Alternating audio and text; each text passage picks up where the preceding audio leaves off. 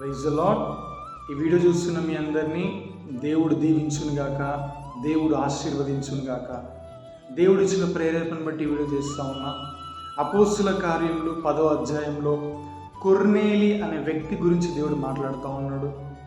కొర్నేలి అనే వ్యక్తి ఎల్లప్పుడూ దేవుడి యందు ఉండేవాడు, ఎల్లప్పుడూ ప్రార్థించేవాడు, భయభక్తులు కలిగి ఉండేవాడు. హల్లెలూయా. తను ఎల్లప్పుడూ ప్రార్థించడం వల్ల పరలోకం నుంచి దేవదూత సహితం దిగివచ్చి తనకి సమాధానము చెప్పేంత అద్భుతము జరిగింది. హల్లెలూయా. ప్రార్థనకి అధికారం కలదు.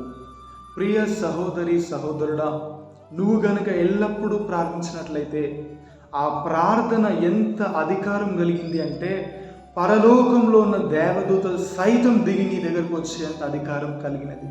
హల్లెలూయా. నీ ప్రార్థన గొప్పది. హల్లెలూయా. నువ్వు ప్రార్థించినట్లయితే సమస్యలు నీకు లోబడుతూ ఉంటాయి. హల్లెలూయా. ఒక అధికారికి ఏ విధంగా ఇతరులు లోబడుతూ ఉంటారో నీ ప్రార్థనకి అపవాది లోబడుతూ ఉంటుంది. కాబట్టి మీరందరూ ఎల్లప్పుడూ ప్రార్థించండి, దేవుడి యందు భయభక్తులు కలిగి ఉండండి. పరిశుద్ధాత్మ దేవుడు మిమ్మల్ని గొప్పగా వాడుకోబోతూ ఉన్నాడు. మీ అందరినీ దేవుడు దీవించుగాక.